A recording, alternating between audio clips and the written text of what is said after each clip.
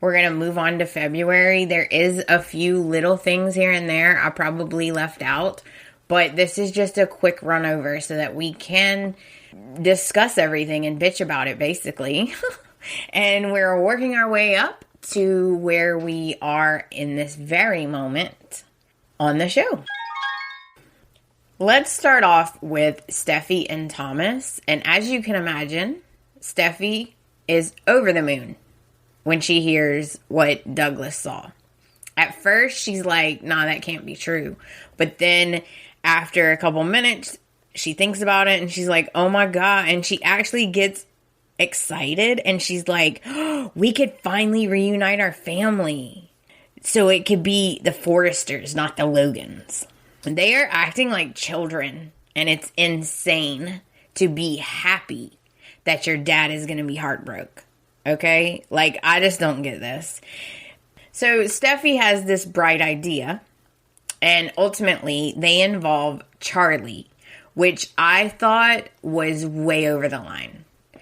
Everything they did was way over the line, in my opinion. Number one, Charlie's an employee. Now you have him all up in your dad, who runs the company, by the way, his boss, okay? You have him all up in Ridge and Brooke's personal life. Not to mention, they asked Charlie to break into Brooke and Ridge's security system so that they could see what happened at the house on New Year's Eve. That is a violation on so many levels. I cannot even explain to you how much of a violation that is. I really hope when Ridge finds this out, he is livid with them. He probably won't be because Ridge never reacts the way that he should, but wow. They really did talk Charlie into doing this, and he was very uncomfortable and he didn't want to do it, but he did it. And guess what? He got the proof that they needed. I mean, everything. Douglas in the window, the kiss, Deacon leaving, coming back, then not leaving until the next morning, like the whole 9 yards. They've got it on video. We have a run-in between Deacon and Ridge. And everyone, we all know how Ridge is. He was pushing Deacon's buttons, and Deacon almost said too much. He said something that made Ridge like, what the hell? Because he was like, I'm protecting Brooke. Wrong thing to say, buddy. Ultimately, though, he kept his mouth shut and he didn't let the secret out. But it was a close call. Let's talk about the other storyline for a minute and then we'll come back. Grace went to the library, got the Carter book, brought it to Forrester, and read his ass. Like, she saw them kiss, and that was it. She read his ass. She told him every reason why she doesn't want him with Paris. And there was a lot. It was like your age, your experience. Not to mention, the most important thing to her was that he has already been with Zoe. And that if he wants to pretend like that never happened, that's fine. But she knows for a fact that Zoe is still hurting and is still trying to get over him. And you're not going to be with her sister. Like, she told him how it was going to be. Not only did she do that, but she told him if he didn't end it with Paris, she was going to Eric and Ridge, period. And she already knows what happened with Quinn, and she does not think the Forresters would appreciate him trying to steal another Forrester woman, okay? She went off on him, and it was funny, because he was trying to take up for himself a little bit, but she just straight up told him, like, you are not right for her. You know, she should be with Zende. And I was like, holy cow. So, yeah, she basically blackmailed / threatened him. And if I was him, I would have tell Paris, look, here's what happened. This is why we're not doing this. It's best this way. Like, I would have just told her, look, I don't want to lose everything. He did, but he didn't tell her why. Okay? So she comes over to his apartment, and he has this dinner for her. And I was so confused because he has this romantic, fancy dinner all set up. And I'm like, what is he doing? I guess he doesn't care. So then they do all this. I thought this was mean in a way because he gives her the wrong idea. Right? So then he tells her after they've had dinner and they're flirting and she's going on and on about them being together. Then he tells her, oh, I can't be with you. It ain't for me. Like, this ain't gonna happen because you're gonna lose everything and I'm gonna lose everything. And Zende's never gonna understand. And again, she tries to say, oh, he'll understand, but he won't. I promise you he won't. And basically he breaks it off with her. Whether, it sticks, please, it's not gonna stick. But he does break it off with her. So she leaves upset and confused. But Grace is not done. She goes and finds Zende, and she explains to Zende not to give up on Paris, that you never know what could happen. Little side note, Sheila stops in at Finn's work to see him. So we did get to see Finn for like a second. But Sheila starts talking shit about Brooke. And it makes Finn a little uncomfortable. And I'm like, she is going to end up telling on herself, guys. She can't help herself. In between all of this going on, Steffi decides that she's going to go to Brooke's house and basically just berate her. And I've never been more furious at Steffi in my life, I don't think. Because of all the people, you have no room to talk. Okay? You have zero room to talk, Steffi. She was saying the meanest things to Brooke. And even if they are true, which most of them are, she has no room to talk. Steffi has literally been with every Spencer man. Okay? She keeps saying like, oh, you've been with every Forrester man. Well, you've been with every Spencer man, including the patriarch. Okay? Not only that, but you did not know the father of both of your children. So shut it. Like, she just said horrible things to Brooke and I didn't appreciate it. And it wasn't her place. And then on top of it, she just kept dropping all these hints but never actually said to Brooke, I know what happened. I know what you did. So Brooke was just totally confused and it was rude. Okay, let's get back to the main storyline. So Steffi and Thomas and Charlie, they all know the secret, okay? Charlie leaves. Steffi and Thomas are happy. They're so weird. Anyway, so they decide to tell Taylor. So Taylor comes home. They tell Taylor everything. I did not agree that Taylor should be the one to tell Ridge. I did not think that was her place. She's his ex. I know they have kids together, but I just didn't feel that was his place. If anyone was going to tell them, it should have been Steffi or Thomas, in my opinion. I just don't think Taylor was the right person. And then when she called Ridge over and she went to tell him, she had a tremendously hard time actually telling him. It took her forever. Like almost 2 days to get it out. And I was like, just tell him, like, you're making it worse than it even is. So she tells Ridge, Taylor tells Ridge everything. Meanwhile, okay, while all this is happening, Brooke has decided that she can't deal with the guilt anymore. And she tells Hope that she is going to tell Ridge the truth. So now we're like, okay, so the truth's going to come out. According to Hope, she's like, it's probably good, Mom, because you can't keep living like this. Ridge will understand. But Liam's like, yeah, Ridge ain't going to understand. Have you met Ridge? So as all this is going on, Ridge doesn't really believe Taylor. He's like, I know Brooke, and she would not have kissed him. Like, something had to have happened. This can't be right. So Ridge takes off and leaves, and he goes to Brooke's. Over at Brooke's house, Brooke tells him the truth. She says, let me explain. And for once, Ridge actually listened. Like, he sat there and he listened, and he didn't freak out. And he even said to her, okay, I love you. I'm your husband. We're gonna work this out. You know what? This never would have happened if it wasn't for drinking and Deacon. As a matter of fact, I bet you Deacon spiked your drink. And, I was like, uh-oh. So, Brooke is stunned. And I'm not even gonna lie, when Ridge said this, I almost came off of my couch. I was like, what?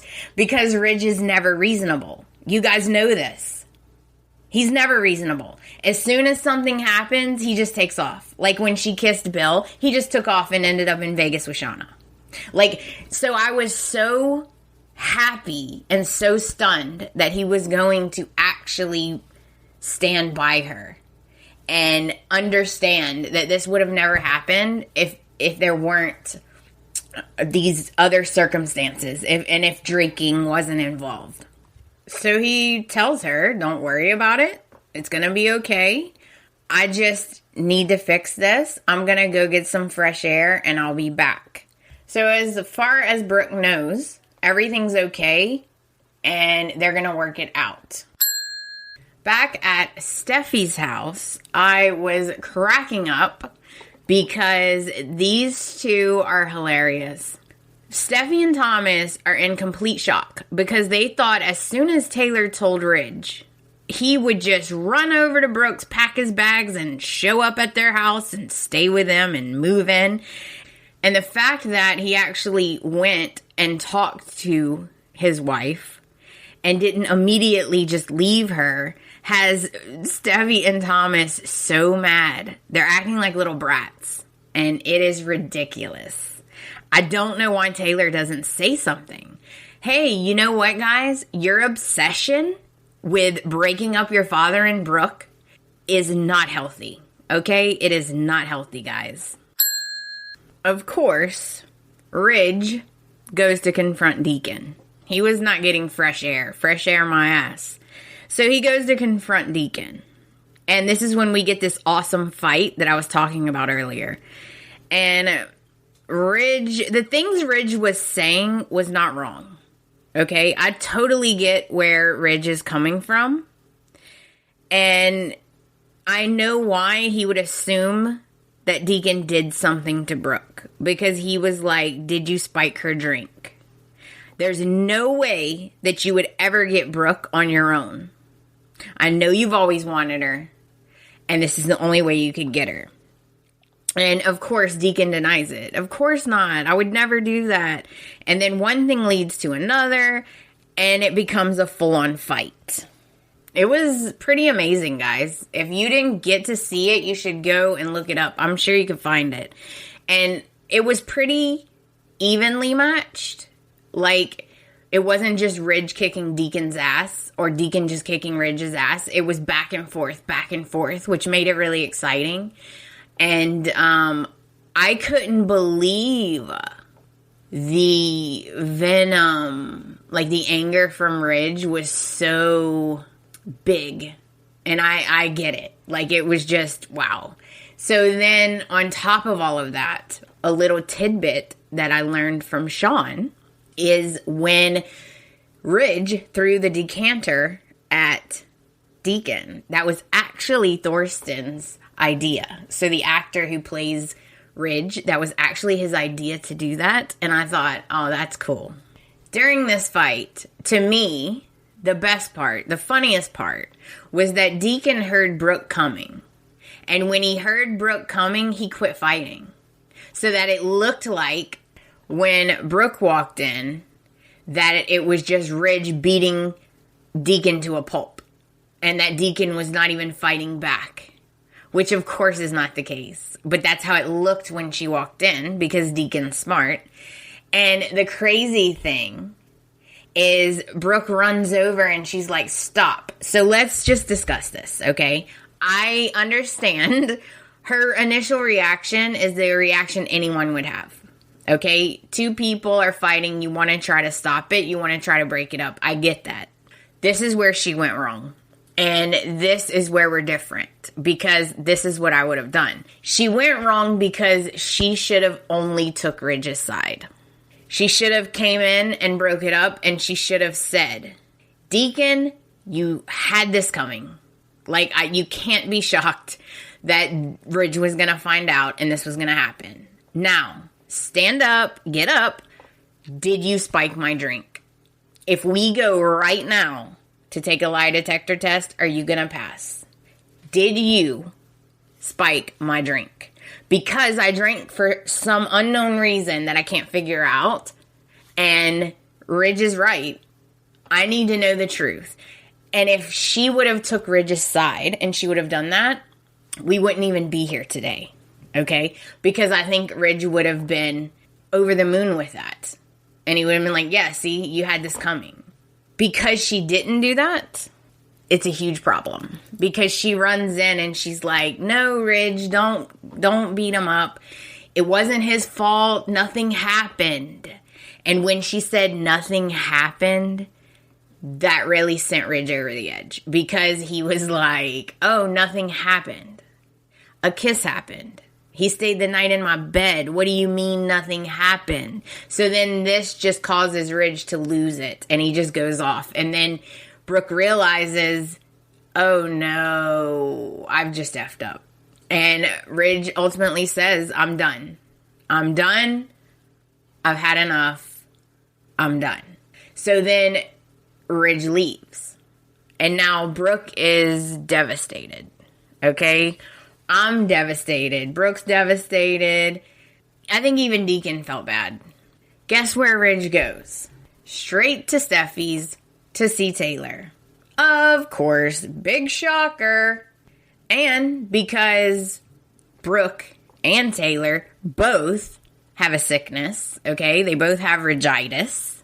She can't help herself. Taylor cannot help herself. She cannot tell Ridge no. She's never been able to tell Ridge no. It's always been a problem.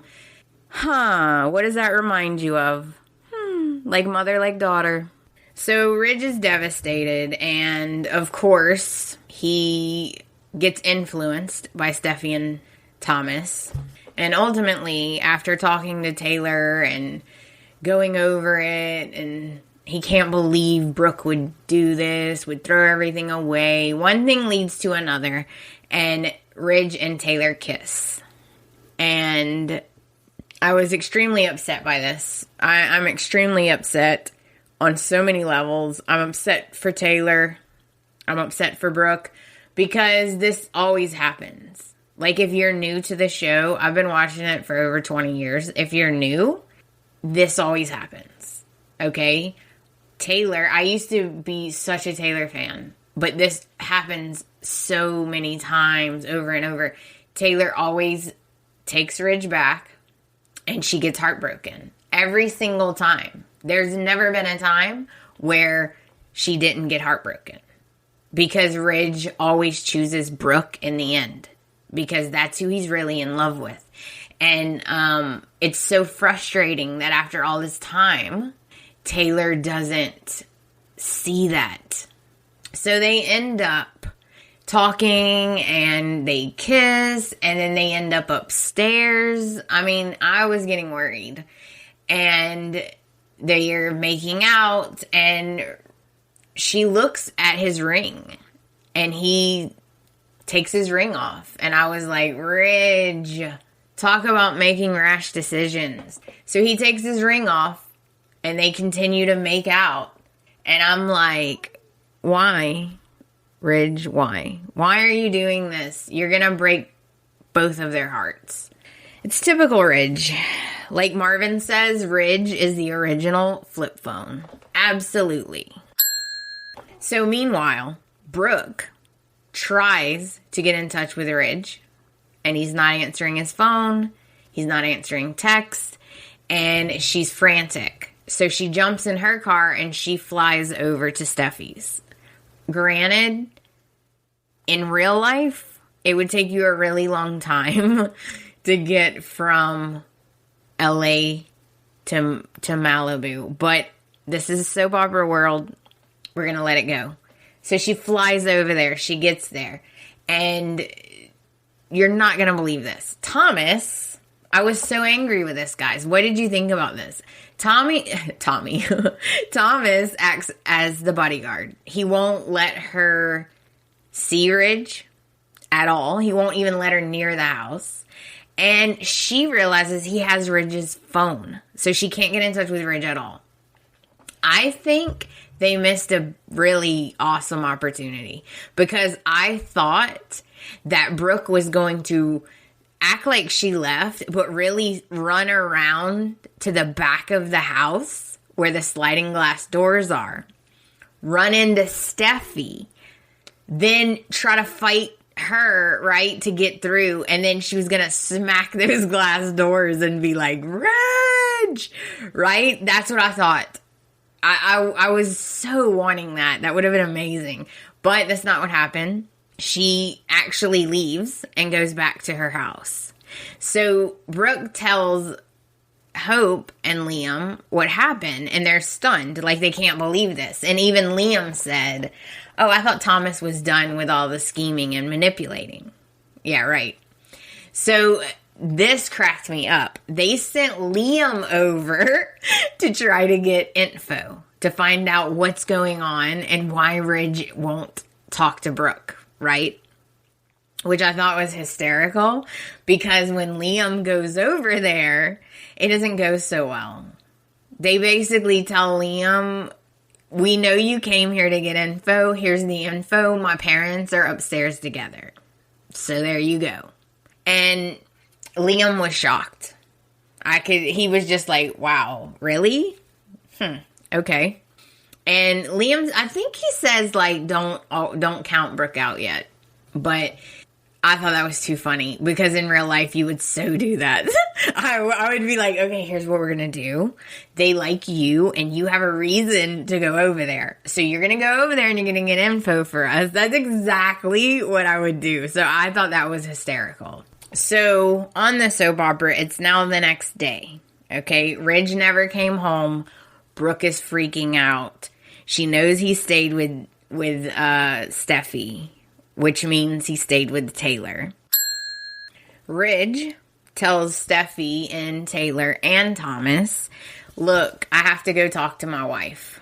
I'll be back, but this is something that has to be done. And he goes to see Brooke. So, of course, when he gets there, Brooke is like, hugging him, and she's so excited. And then it just was the saddest thing that I have watched in a really long time. I was just bawling. I'm not going to lie, guys. I want to know what you thought, but I was bawling. I was bawling because they broke up. He broke up with her. And it wasn't a normal breakup. I think that's why it was so hard and it was so sad, because it wasn't they're normal. Like, it wasn't him yelling and he's not mad. And it was a very just sad. Like, he was hanging on the banister of the stairs and he was just like, I love you so much, but we can't keep doing this. Like, we can't keep hurting each other. And it was like very sad. And he said that you're the love of my life. See, this is what bothers me, right? It's like, how can Taylor be okay with being someone's second choice? Because I promise you, if Joe was like, oh, that was the love of my life, I would be like, F you, buddy. I'm no one's second choice. It just makes me crazy.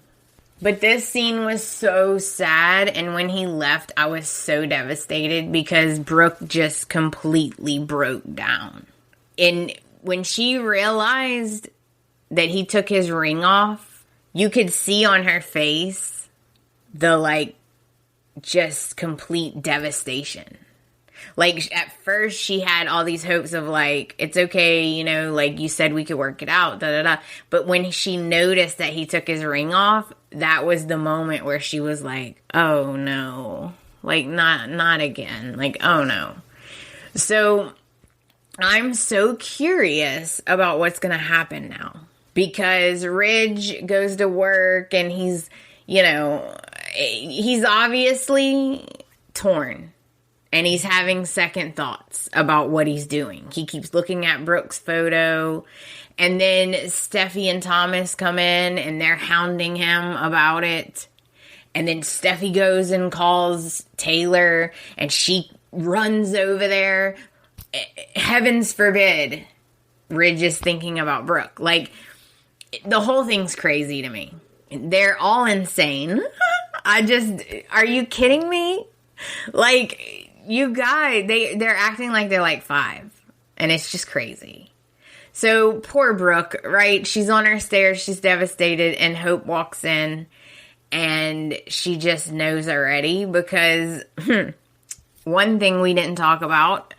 Steffy decides to be a total biatch to Hope. Like, she straight says the meanest things to Hope. And it's like, you know what? I can talk about my mom, but you can't. Like, stop. Not to mention, Taylor's no angel, guys.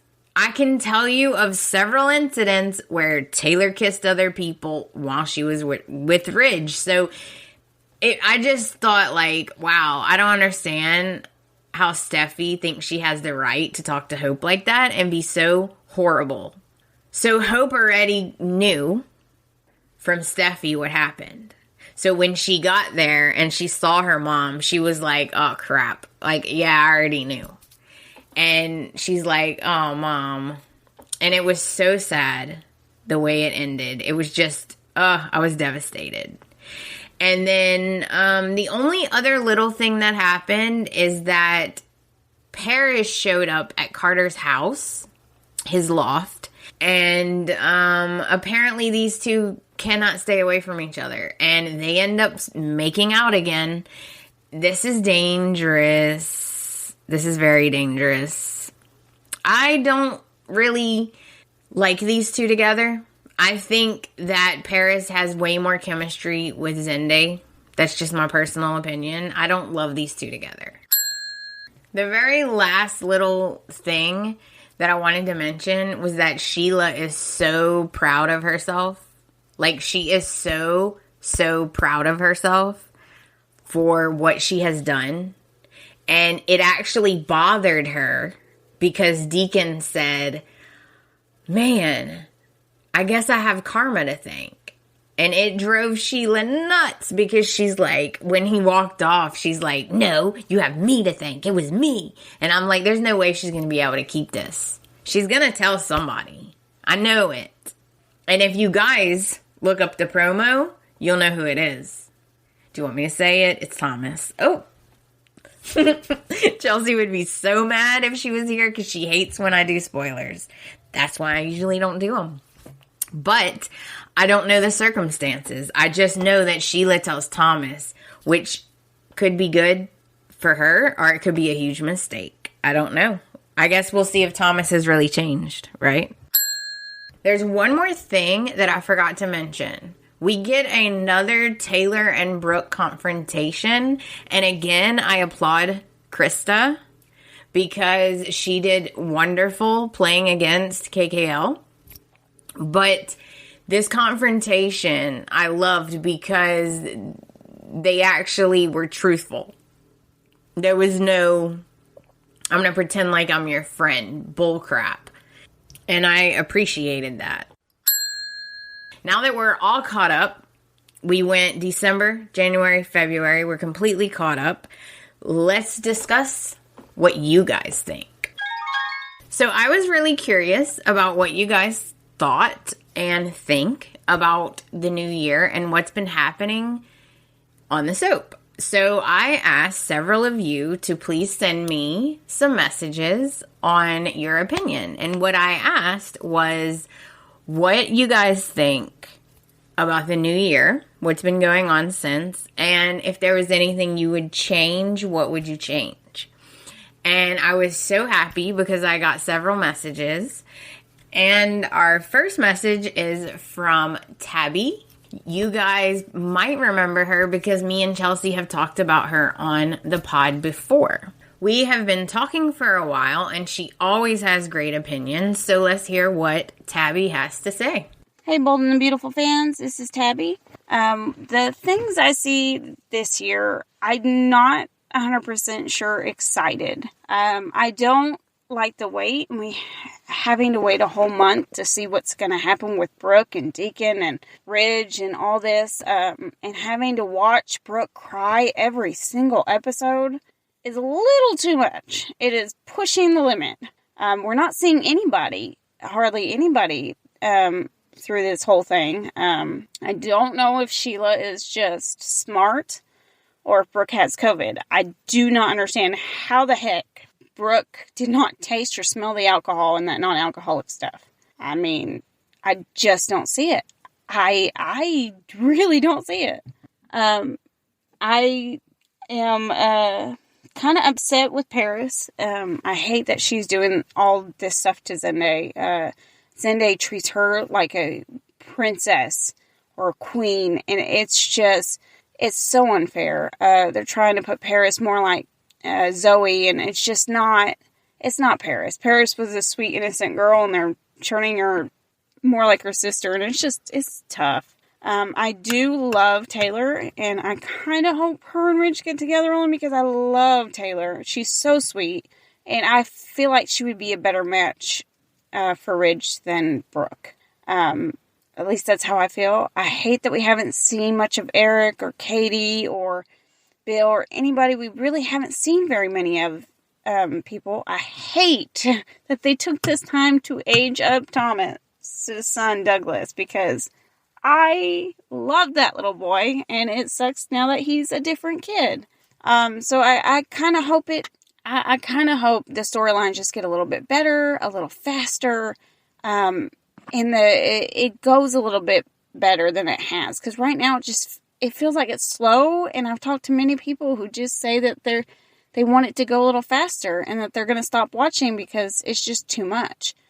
I'm not going to stop watching because I really do want to see what happens, but I do hope it speeds up just a little bit. So that is my conclusion, and I hope to see more of Taylor and more of Hope and everybody in the long run, and I hope that the stories get more complex. So have a good afternoon. Bye. I agree with Tabby on almost every single thing. We're in sync, girl. Thank you so much for your message. The only thing we don't agree on is Taylor. And on a side note, if you're not a Brooke fan, tune in to our next episode because I can tell you Chelsea has a lot of choice words for Brooke. Thank you again, Tabby, so much. Our next message is from Ken. And I know you guys know Ken because we've talked about him a lot. Hey Amanda, hey Chelsea, Happy New Year guys. What I thought of the new year on Bold and Beautiful. Well, first things first, I am loving Krista Allen, who plays Taylor. I've been a fan of Krista since she was on Days of Our Lives playing Billy. So she's kicking butt. I give it to her. She's doing an awesome job in the role. A lot of people was giving her slack about the wig. I like her with the wig on or off. You know, she still look beautiful to me, so it doesn't faze me. And I'm also loving that Sean Kanan is back, who plays Deacon. And of course, Kimberly Brown, who plays Sheila, causing problems. I love Sheila. She's amazing. And plus, she said my name on a live chat. Just saying. Anyway, long story short, if I could make a storyline better, I would love to see Carter with Katie, not Paris. To be honest, it's kind of forced to me because Paris is too young for him in my book. You know, she's best with Zende or Thomas. I like Paris and Thomas. They were really cute together. And I'm also liking Mama Grace in town. You know, I kind of like her with Carter as well. I know she doesn't like him, but I see chemistry with those two. And I would love to see Bridget back. I would love to see Ashley Jones back on set. I think she can just she could sum up the whole storyline, what's going on with Brooke, Deacon, and the storyline right now. I know Sheila's the cause of this, but I think she can be like the mediator type of thing. I know Mama slept with her husband back in the day, but I think she got stuff to say. So I would love to see Ashley Jones back. And Happy New Year, guys. You guys are awesome. So yeah, that's what I would change. All right, thanks, guys. Thank you so much, Ken, for your message. And you know that we're in total agreement about Ashley Jones. Love her, and I love the character Bridget. I wish she would come back. We totally agree on that. Thank you so much again for your message, Ken. All right, guys, our next message is from Marvin, all the way from France. Most of you are familiar with Marvin because we've talked about him on the podcast before. So let's hear what Marvin had to say. What's up, Amanda? It's your boy, Marvin from Friends, talking to you some bold and beautiful. Honestly, when it comes down to the direction with the storylines and the characters, I'm not really a fan of what's going on lately. I feel like Taylor, it wasn't really her place to tell Ridge about what Brooke did. I feel like it should have been Brooke. Brooke should have been the one to tell Ridge the truth about what she did, because it's between Brooke and Ridge, you know? I feel like it could have been a great opportunity for Brooke to take responsibility for her own actions, rather than having Taylor or Steffi robbing Brooke from taking responsibility. You know, I'm not really looking forward to see Taylor and Ridge reuniting, because I know it's not going to last, and he's going to end up going right back to his blondie Brooke Logan. So no, and Taylor is going to end up getting hurt once again. So to all the Taylor fans out there, get your tissues ready, because you're all going to cry. You're all going to cry because Ridge is going to hurt Taylor once again. I can sense it. It's not going to last. I feel like Taylor deserves better. I don't think Taylor should have got involved. Taylor should have been the bigger person in all of this. But I think Taylor needs to be the bigger woman, needs the bigger person here, and get a man and get a new guy. I don't understand why Steffi's pushing her mother to be with Ridge, when she herself has been in the same position for years with Liam and Hope, and she finally decided to take a break and to put herself out of that vicious cycle to be with Finn. Why wouldn't Steffi want her mother to have a new man just like her? I don't understand this. To me, that I don't get this. It's almost like Steffi hasn't really let go of her desire to reunite their family. But I think Steffi needs to understand that Ridge, her father, is the original flip-flopper, and her mom should stay far away from him. I'm okay with them being exes, being just ex-husband, ex-wife, fine, but that's it. Nothing more. That's nothing more. As far as the storyline with Carter and Paris, my goodness. Oh boy, these two have no business with each other. And I will continue to repeat it. They have no chemistry. I think they would be better off as friends. If there anything I could change, what I would change is that I would have Brooke owning up to her quote unquote mistake and tell Ridge the truth. I would have Taylor pursuing another man than Ridge, just like her daughter did with Finn, getting a renewal relationship, a fresh relationship. And I would have Carter realizing that maybe he doesn't really love Paris, you know, and he actually has feelings for Katie. As far as the changes on the show. Oh, one more thing.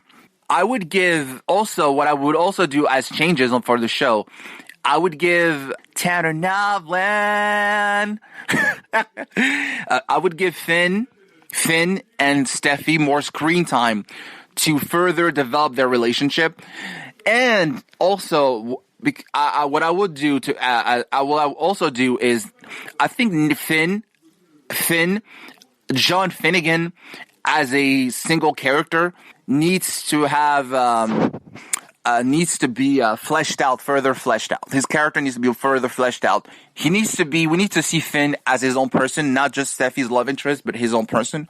I've seen a lot of those comments on the forum, Bold and Beautiful Substantial forum. Finn needs to be his own. We need to see more scenes with Finn as his own man. And I see their point. I get it. I think that would also be interesting to see Finn outside of his relationship with Steffi. That would be nice, to see just Finn as the person. These are the things that I would change. As far as the direction goes with the storylines, I like the fact that the storyline with the kissing storyline with Deacon and Brooke and Deacon is actually moving along, because I don't think I would have been able to bear any longer of the secrets and whatever, because we've been down that road many, many times. Brooke does something stupid, Ridge is disappointed, and he goes back to Taylor. We've been down that road for years. I think it's time to do something a little different. So that's it. I hope you and your friend Chelsea enjoy this recording. Bye. Thank you so much, Marvin, for taking the time to record that for us and send us your message. I agree with pretty much everything, especially Taylor. I didn't feel it was her place to tell Ridge either. And you've told on yourself, Marvin, because now we all know who your crush is. Would it be Finn? You are not the only one, Marvin. Thank you so much again for your message. Last, but absolutely not least, our next message is from Renee. I love Renee. She has been with me from the beginning, whenever, quite frankly, the podcast kind of sucked. I'm totally willing to be honest. I didn't know what I was doing, and I had to figure it out. And Renee's been with me from the very beginning, and I've been begging her to be on the podcast.